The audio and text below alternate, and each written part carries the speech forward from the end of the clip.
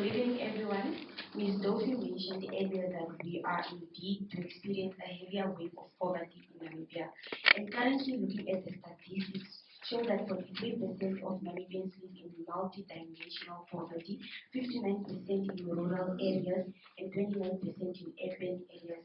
And people now have actually normalized the fact of living in poverty, and they've given up hope in actually finding that light at the end of the tunnel. And that's what Mr. Kasera also mentioned.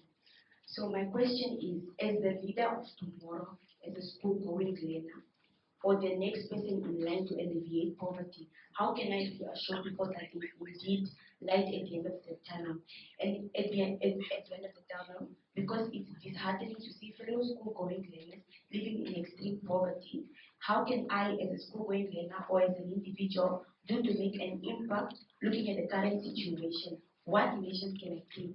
Because there's an article in the Namibia where it mentions that the Honorable Doreen Sioka, she mentioned that they look at celebrating the Namibian child, they are more concentrated on the violence that is happening with the parents. But I do not want to wait on her. I want to do it myself. What impact can I make? What change can I bring? Because we are tired of looking at other learners coming to school while they are living in extreme poverty. It's not a good thing. Thank you. Good evening, everybody. I'm just trying to maybe answer the question. If BIG is an effective intervention, yes, I believe it's an effective intervention. However, the question of the affordability by the government, that one I can say I'm not sure at this moment if the government can afford to maybe if we have anybody from the government to help us to answer that question, maybe from the Minister of Finance.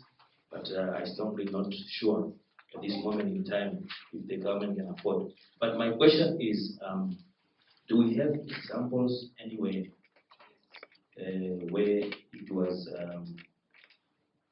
rolled out and it was effective? Maybe we can, our presenters can help us to answer that question. Thank you. Okay. Current budget, when we implement and we start rolling out the structures of the budget will not be the same.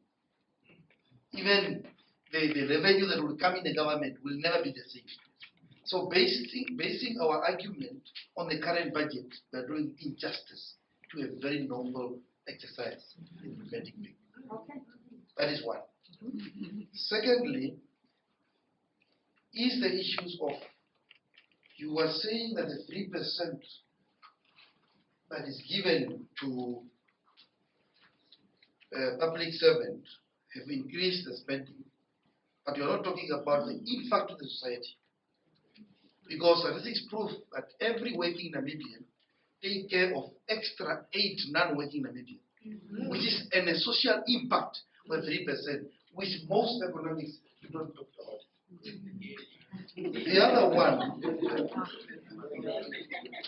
other one is the issues of revenue collections. We should never excuse the failing and incompetency of those that are in power to be excused. That excuse to prevent us to advocate for social progress. Corruption or whatever is not an issue, not an excuse at all. Then I will just finish. Then you mentioned also the first speaker that you are sure, and I want to know how sure you are, that the government is doing more to validate the financial illicit flow of 2015. Because I remember I had a panel discussion that I shared with the Minister of Finance, Slagwell, there at NICE. I think it was also sponsored by FES. When he wanted to introduce, what's the thing? Solidarity fund, solidarity tax. Solidarity tax. He denied that Namibia is not a tax haven, while all the papers across and under the sun prove that there is a financial illicit practice in Namibia. A few years later, fish not came. Their whole mouth become dry. 3.5 billion. To the friend from Yunnan, I was wondering when you're speaking whether you're from Yunnan. I wonder whether you will have job tomorrow. And maybe that's why the FES is not invite media. So that will protect you, not lose your job. I want you also to draw the attention. Yeah, of course you will get it by me. Don't worry. I want you to draw attention between the activists who are opportunistic and confronting the system. Who is the person we are going to call? This person, he or she is confronting the system in order to change for the good of the masses. And who is the one that you are saying that he or she is optimistic? This is just a question that I'm asking. Thank you very much. Sorry. I'm Vijay, I'm from Yunnan. Okay, I'm not so privileged, like I said, I cannot speak a lot of things. No, no, I have been more danger than him, right? They can send me home tomorrow, right? Like this, the BIG is personally, I think it's a good initiative, right? It has to be done. It should have been done long time ago, right? We didn't do that. Okay, now how do you address it now? That's a primary question one has to look at now. You see, you have to understand when you look at in the developed countries, they have a very good social protection, right? They have a very good social protection. It works for them. You know the reason why? They have other sectors already they are addressed, like education, for example. In Germany, if you take it, or Switzerland, Swiss, or Scandinavian countries, if you take the education sector, it's fully addressed, right? And then health system. If you look at it quite recently, I was watching I think it's in Norway or Finland. They have healthcare taken care of everybody. Like if you are born in Finland, your healthcare is taken care. You don't have to work, you don't have to contribute, nothing. You have to just say you are born Finnish.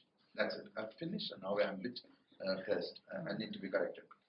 So one of the Scandinavian countries, right? So they have sorted out these systems now. These are the heaviest factors on any normal life, right? For example, Kasera sending his kids to private school or government school, sir? Either. Okay. One on government because can't afford to send both of them in private schools. Yeah, we don't earn that much. Okay, so that is very very costly for us, right? So now most of my money goes to sending my kids to education, taking care of my kids' medical conditions. If they fall sick or something, I have to go and take them to hospital, all those things. See, that's the problem.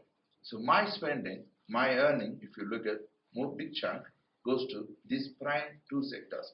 If they have been addressed, then I would have enough money to spend.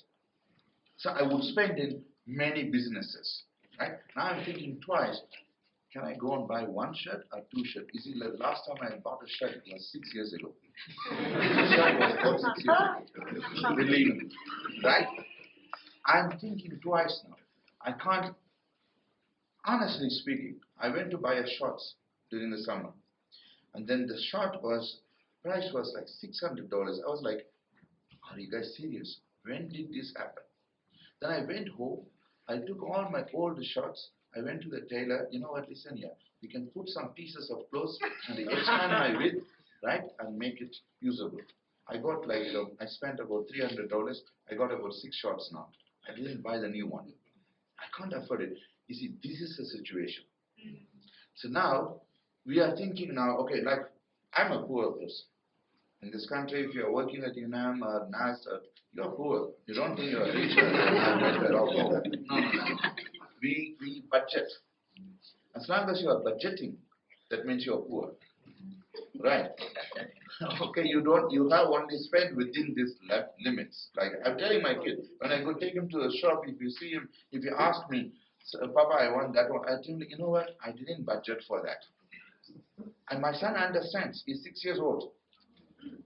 He's 6 years old. He understands. And then now he started this one. He asked for this one. Papa, can you buy this toy for me? Then I say, I look at him and then say, okay, it's not even a budget. 6 years old. Already got the picture. Okay.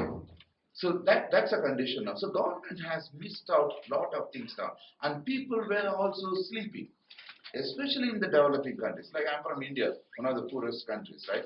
GDP might look good, and we have a lot of poverty in India, right? There are people on the street sleeping. There are people for generations, their houses on the platform. His son lived there, his father lived there, his grandfather lived there, and continuously they were living in the platform. Right? That's the kind of level of poverty I'm talking about. So we are quite used to the poverty. When I came to Namibia, I was thinking actually Namibia is rich. Seriously, honestly. When I entered from the airport, when I entered Windhoek, I was thinking, oh, this country is very rich. Let me teach these people mathematics and make money. That was an idea. Okay, but it all changed later on. But poverty in India is even worse. Right? Seriously. Like for example, India government school, you don't want to go there. Because you cannot pay private schools, then you opt for a government school. Right? That's a scenario. Here in Namibia, the same scenario. If every parent can afford to send a kid to a private school, they choose to send them to private school. That's what they're doing, right? But if they cannot afford, then they're sending you to private schools. Likewise, hospitals also, right? You go to government hospitals, state hospitals, only because you can't afford. If you can afford, you want to go to a private hospital. So these are actually, you cannot blame it on anybody else except the governance, except the government systems. So now, the problem is now, the people who are choosing this government to be in power, people. It's a democracy, right? So can you blame the politicians? No. I will blame you, each one of you. You are wrong. You have been sleeping, right? You have been drugged, you have been sleeping, you don't think, right? So you don't understand even your own power. Democracy, people don't understand. It doesn't work. So now, during the election time, how many people from Namibia went to vote? How many graduates went to vote? It's a big question to be answered. Okay. Like we are talking about only 40% people are going and voting, and 50% people are going and voting now. Who is electing who? Okay. Who is governing me? Think about all these things. I'm generally asking you to think, right? I'm in support of BIG, but this, if you want to implement this kind of social protection now, you have to clear out a lot of other things before coming there. Okay. Thank you. So much. And I wanted to also ask Jacob a question about whether when we implement a universal basic income grant, whether it makes other grants superfluous. The many smaller grants that are targeted and require means testing, whether we can do away with some of these other grants, and whether you have recommendations on that, and whether that would perhaps affect the affordability and the sustainability of a basic income grant. Because you have mentioned, someone has mentioned that government has taken the life cycle approach, and that we do look at birth.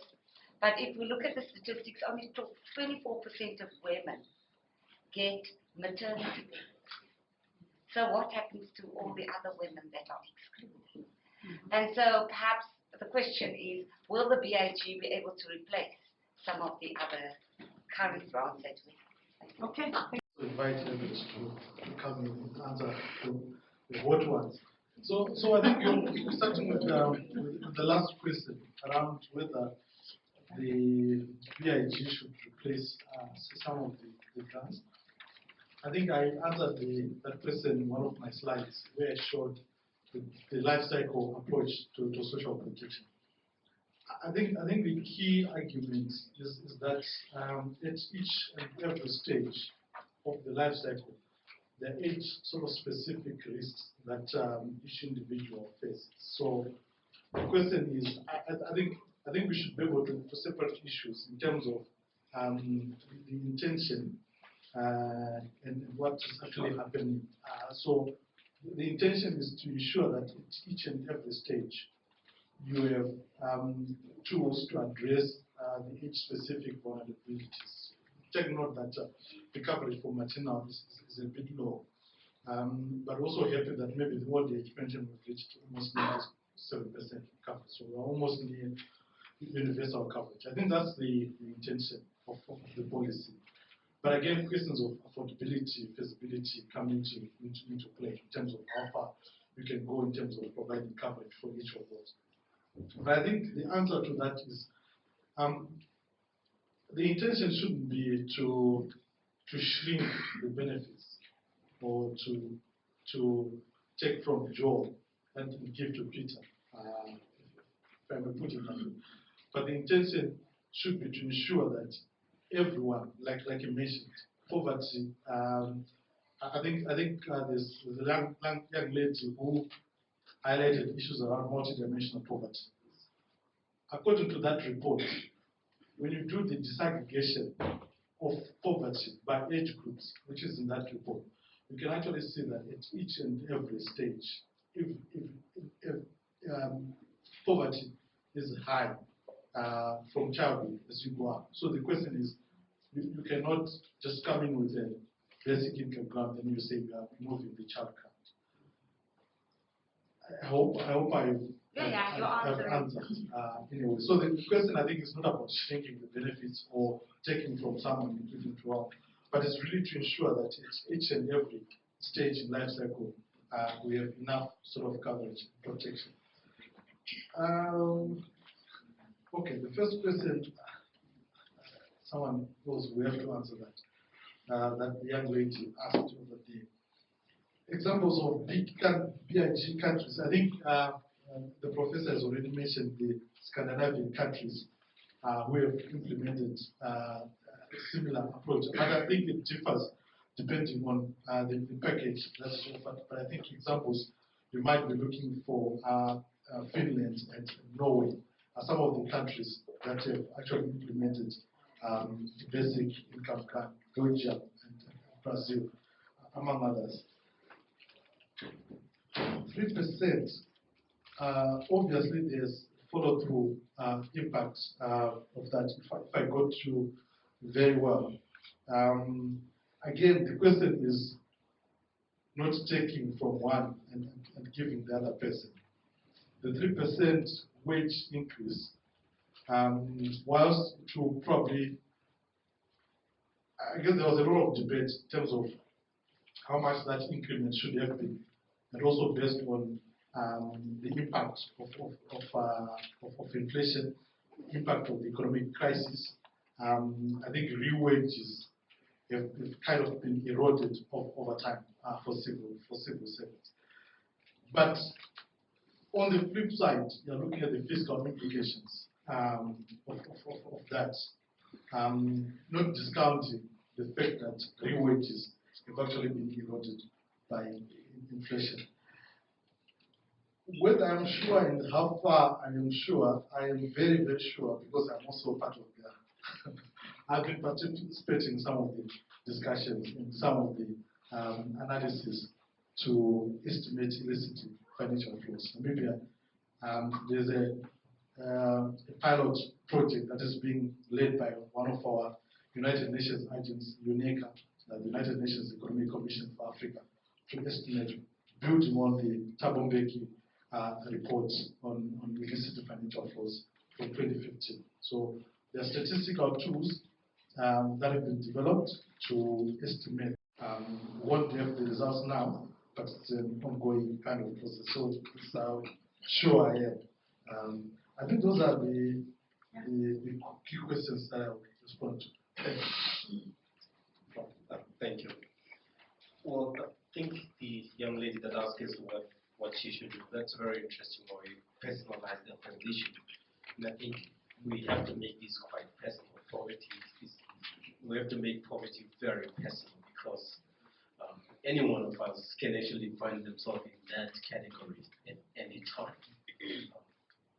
You are not the chosen one of God or the ancestors because you have an income today.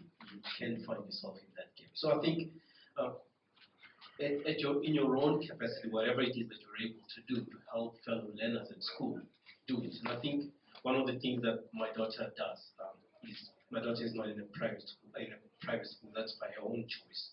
Because this year she says she doesn't want to go to private school anymore. She wants to be in a public school. because there she can experience life with the public. She's 12 years old. So after trying to convince her, we got her into a public school. But one of the things she started doing was to take an extra lunchbox with her, because that's when she realized, because 7 years of being in a private school, she has never really come face to face with real experience of poverty at a personal level as a child.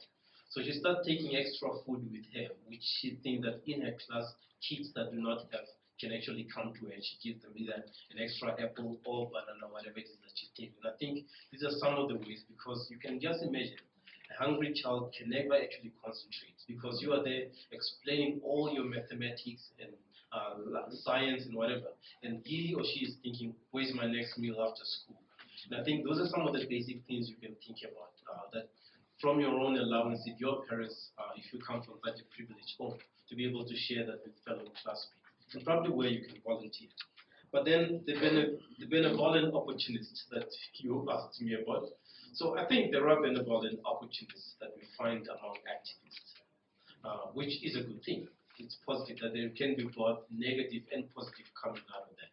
So we're not just saying that all activists in this country are just opportunists. We're saying that there are some that use this as essentially an opportunity to climb the ladder for their own good. And once they get there, they no longer fight for the things that they promised they were going to be fighting for, which is actually the interest of the most affected in society. And I think what we are doing here, or what FESP is doing, is actually part of activism. It's an activism that is raising the necessary questions of saying, here are the issues in society, what do we need to do, and who are the people that must be held accountable. Thank you. Yes, good evening. My name is Junius David. I'm targeting to Dr. Kasera.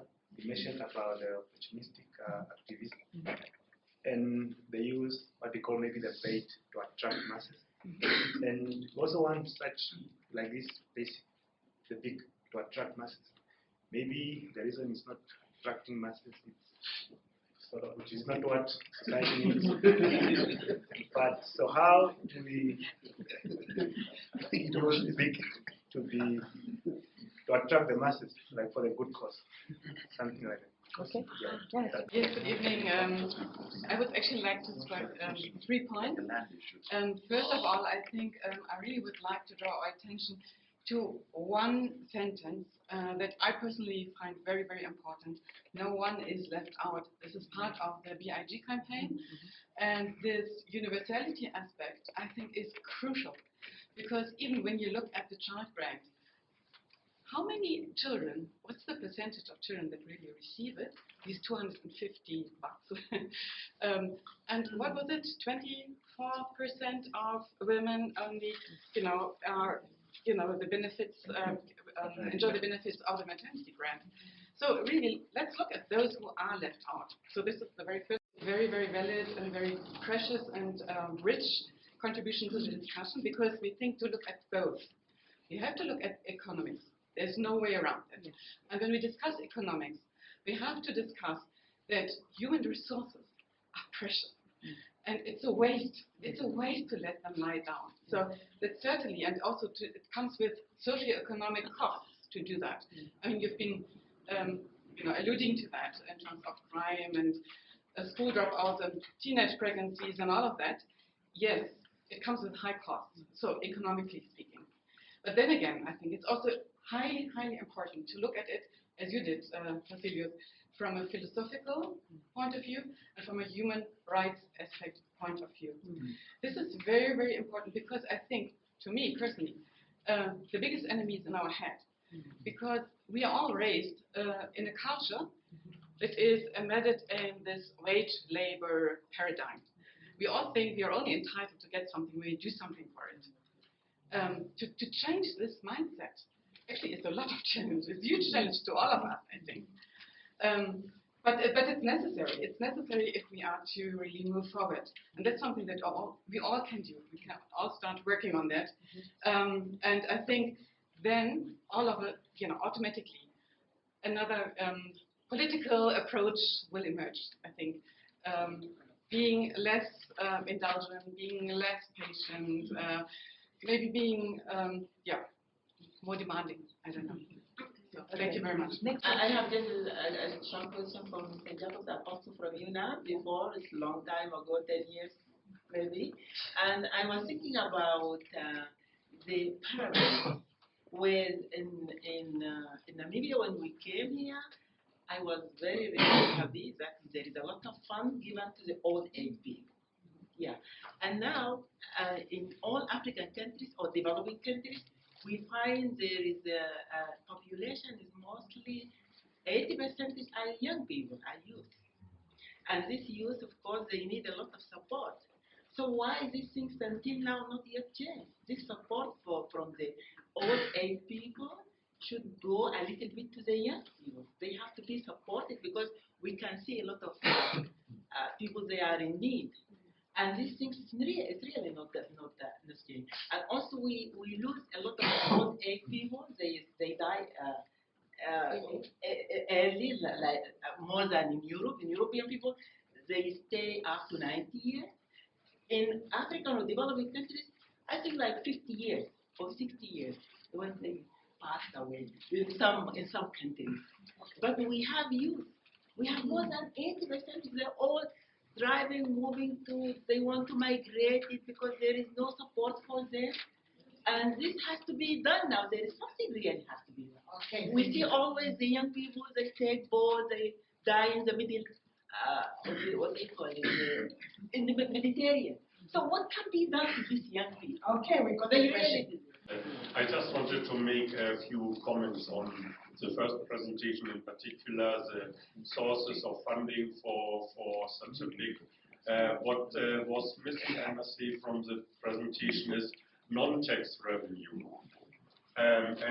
We have been discussing it, the auctioning of natural resources. So far we are auctioning some smaller shares of the fishing quotas, and that brings in already 500 million Namibia dollar. If we would auction all the fishing quotas, it would be a couple of billions at mining licenses, tourism concessions, and so on and so forth. It really adds up. Secondly, you talked about subsidies. For me, part of the subsidies is the zero rating of a couple of food items and the suggestion to zero rate also sanitary pads. It will only benefit the better of urban population, not the rural population. And not the poor. They can't even afford paying 35 Namibia dollars for 2 liters of milk, and it's exempted from VAT. And so tax deductible allowances for pension, for housing, for cars, entertainment allowances. It only benefits those who are better off.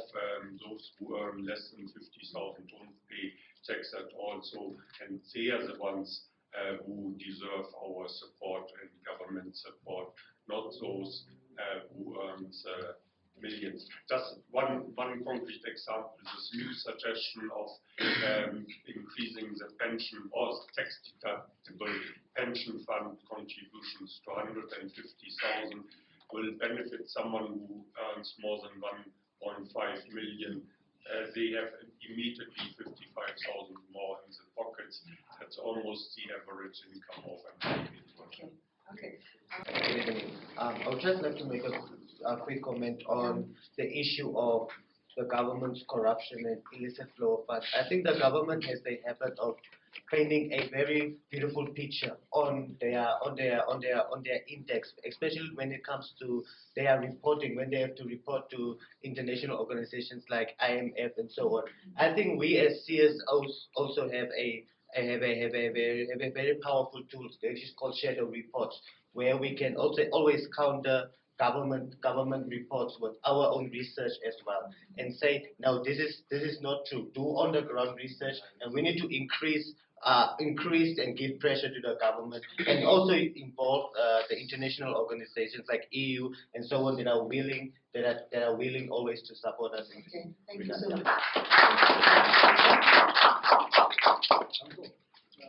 Greetings, everyone. I personally agree with Mr. Kabua, where he stated that once BIG is implemented, our budget will not be the same. But I'm one of those radical youth that will say it's not none of our business because the government had 30 years to improve the situation in this country. But instead, the situation has even become worse than it was in apartheid. So I personally feel that we are out of time to try and think about a lot of ideas. We go to international countries to ask for loans or international organizations. I personally think we have to go to the government and tell them, guys, look, we are giving you two options. One is to reduce your salaries.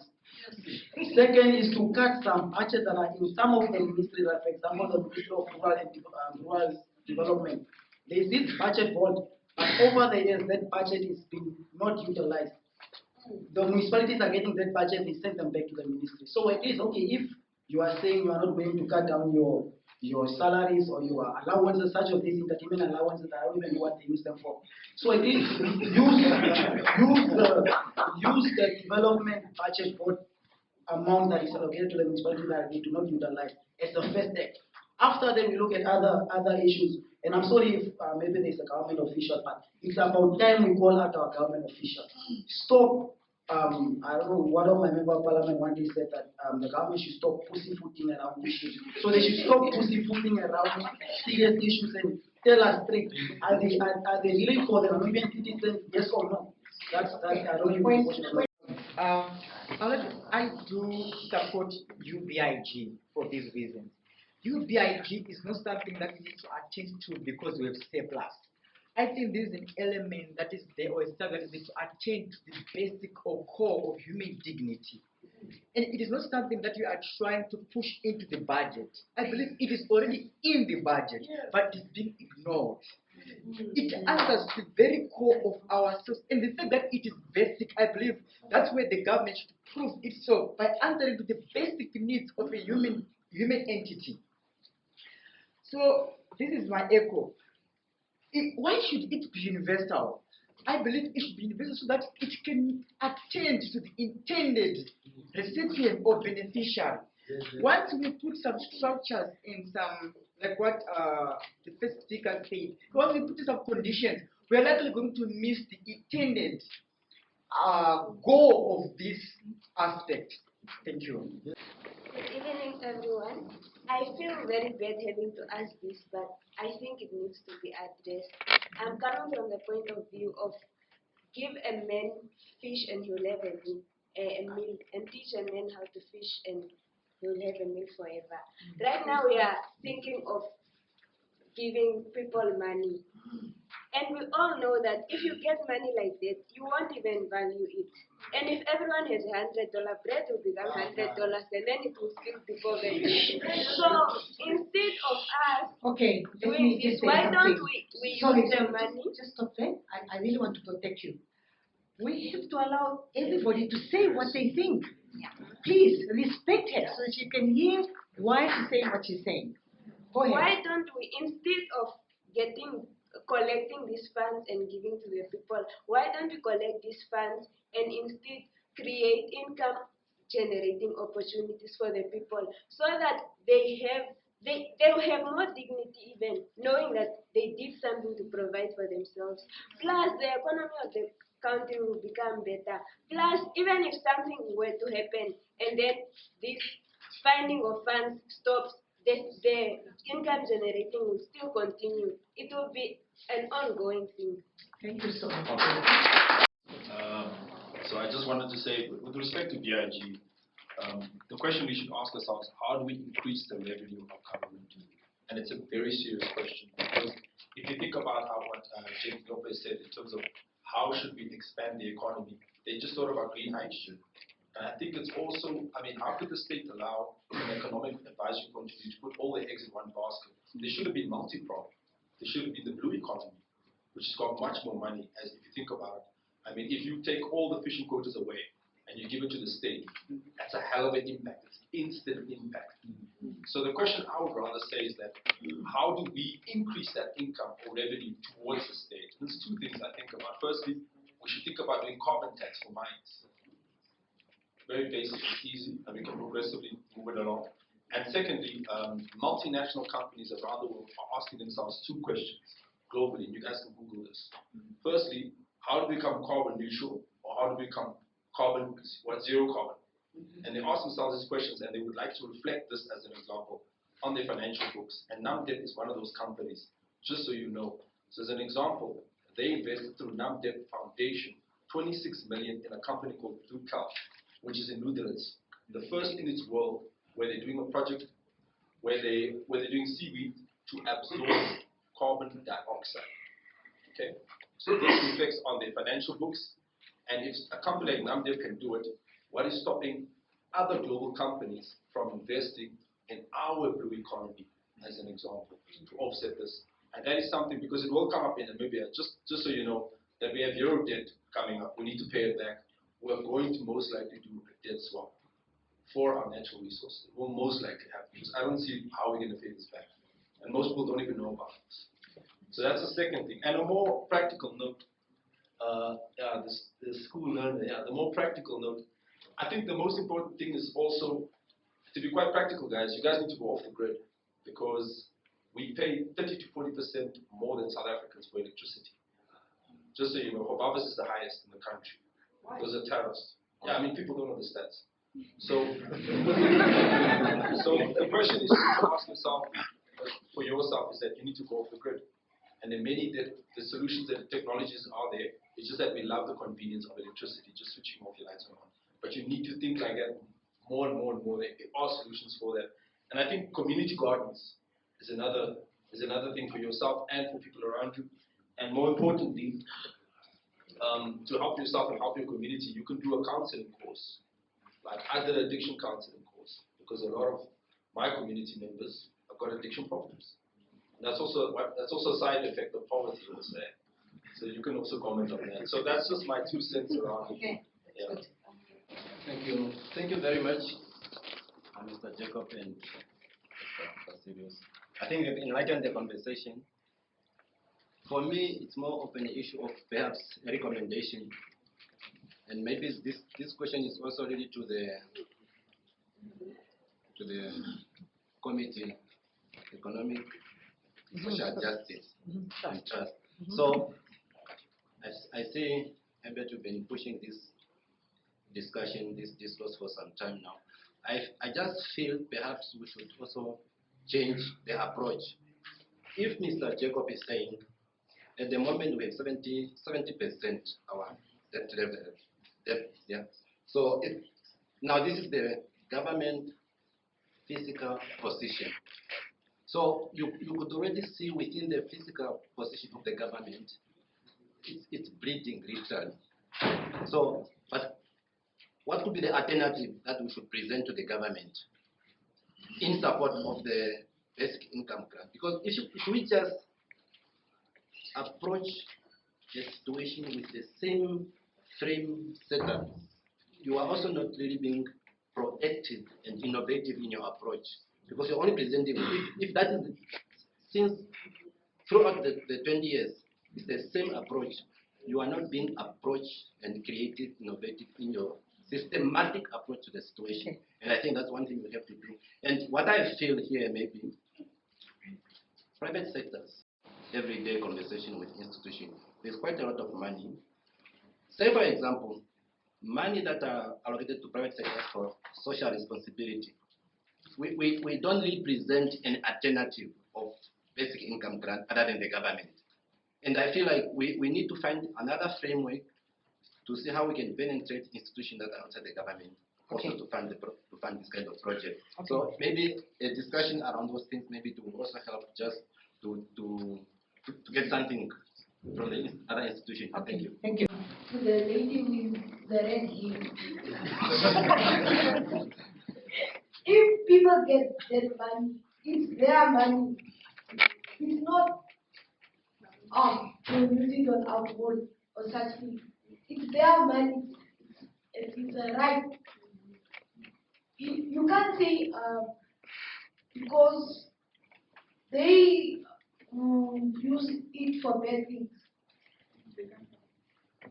It's theirs. If I give you money, what will you use it for? Lord, what can I do? Do you guys remember the story in the Bible that Jesus took three fish and 5 loaves of bread and multiplied that and gave to the people? I'm sure people appreciated that. You know what I mean? It's just a way of saying we need to start taking care of one another. We cannot just punish a whole lot of people for 2-3 people who might use their money for the wrong things. As Noah was saying, it's the economic right, it's their money. I believe that basic income grant really represents a share of our natural resources. Have you ever, met a Namibian who would say that, yes, I have benefited from our diamonds, from our fish, from this? No one will ever say that. So why not make basic income grant universal and give to all Namibians? And in that way, they will feel like they have really, really benefited from their natural resources. And just a quick response as well to the professor over there. Poverty is bad anyway. Whether it's in India or in Namibia, it's bad. There is no better poverty or worse poverty. Poverty is just bad wherever it is. And I think comparing the Namibian situation with the Indian one is completely wrong. Our population is 2.5. India is like 3 billion or something. Our population is much more manageable, so it shouldn't be really an excuse to take care of this small population. And I'm just going to say one more thing that in response to the other lady as well, that why not create jobs? Yes, creating jobs is a long-term solution. This is the crisis that we are going through now, that we have 1.6 Namibians living in poverty, and we have 800,000 Namibians literally starving as we speak. So we need to do something drastically, and what is the quickest thing we can do is definitely implementing universal basic income grant. And then as you go along, you start doing the long-term, policy changes, economic policy changes that you would need, like creating jobs and all that, which the government has failed to do for the past 32 years. Thank you, Rina. First of all, our presenters, which have shown opportunities. For 2 to 3 years, whenever you raise the issue of basic income grant, there's no money. In a consultation with civil society organizations, the Minister of Finance told it, you can propose anything, Namibia, as long as it doesn't cost money. That is a quote. That's not a hearsay, it's a quote of a Zoom discussion with the Minister of Finance. That's a self-defeating attitude towards governments. We can close down this country if this is the mindset. The second point, and it was inspired by these wonderful presentations today, and you've picked up on it in the audience. The BIG is not a stand-alone solution. It would be ridiculous to think we only need the BIG, then everything else will be fine automatically. No, we need these changes in economic structures, in policies, in redistribution, alongside the BIG. And that is the last point I just want to raise. You said the BIG is giving the fish to people. The BIG is the angling rod. People are sitting, if we take that picture, at the river with bare hands, shackled by poverty, to never have a chance to get an angling rod, a worm, or a fishing net. They see the fish swimming by, and down the river, some people are waiting with big nets. The Canadian oil companies, the Russian uranium companies, the German farmers. These are the big fish netters. The BIG says, these fish must be accessible to us all. And a start based on the principle of human dignity is a basic income guaranteed for all for life that enables them to do that. And I give you just one example because it's striking. In Oshivero, there was a single mother of 7. She's still there. Go to this place now. You will be shocked to find a bakery at the entrance of that village. That woman, before the BIG, was roasting a bit of dough on the fire and sell it as brötchens. She used the BIG to set up a bakery there that even supplied the farms around. Come on. Others started making clothing for weddings and so on. And why could it work in an isolated, poverty-stricken village? Because everyone got the BIG and they could buy from them. Now you go and just say, we give a loan for a bakery. To whom will she sell? Because the whole neighborhood is too poor to buy. That was the case there. And so what people did is they took their fishing rod and started making little fish factories for themselves, if we use that example. So it's not the fish. The BIG is enabling people. And what you said touched me so, because people took control over their lives. A young woman told me, not hearsay, she told me in my face, before the BIG, when the young men came from the farms at the end of the month, we had to attach ourselves to those men to get some money to feed our children. Not prostitution, that's transactional sex. Strategy for survival. She told me now we can send them away. What more powerful message from the people themselves regaining the dignity. And I think our two speakers combined wonderfully the economic aspect and the human aspect and the dignity of people. And you've picked up on that and added. So thank you very, very much for these wonderful contributions, our speakers and the audience. The suggestions coming from the floor mainly to complement. Perhaps in closing, I think the cameraman asked very important, pertinent questions. I'm hoping also from this discussion there are probably key takeaways. Clear, so from here, the question is where do we go from here? At least from what I've observed, I think there's still some work that needs to be done, at least from the coalition, in terms of how do we collectively define what we are saying. You had mentioned the response from the Minister of Finance saying you can propose anything.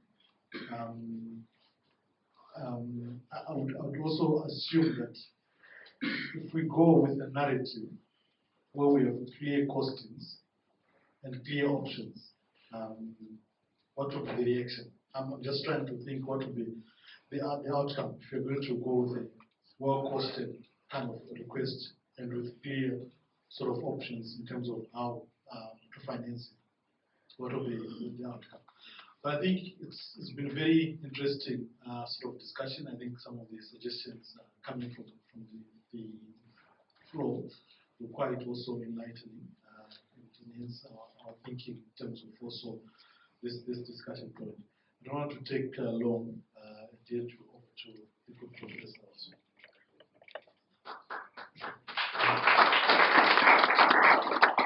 I think you've been a great audience. I think very helpful ideas coming here. Probably gave me ideas of what I should be writing about next. Okay.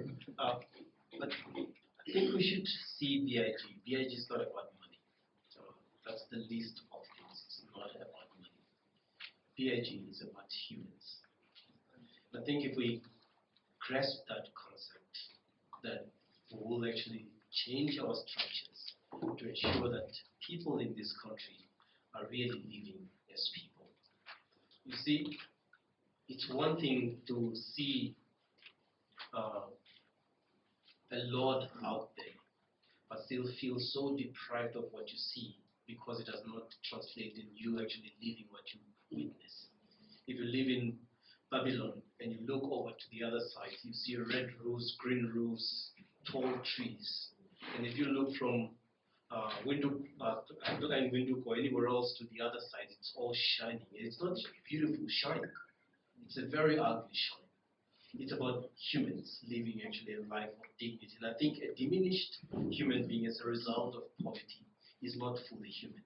And we should all be concerned about this, that poverty diminishes people to terrible things that we don't even want to imagine for our own children for anybody else, even for your own enemy. I think discussions like this is what we need for our public. And we need to take these discussions not just as talks, but actually will influence policymakers and say, well, this is what we want. This is about this population called Namibians, are people that need to live in dignity. Currently, wherever we're looking around, we do not see this dignity.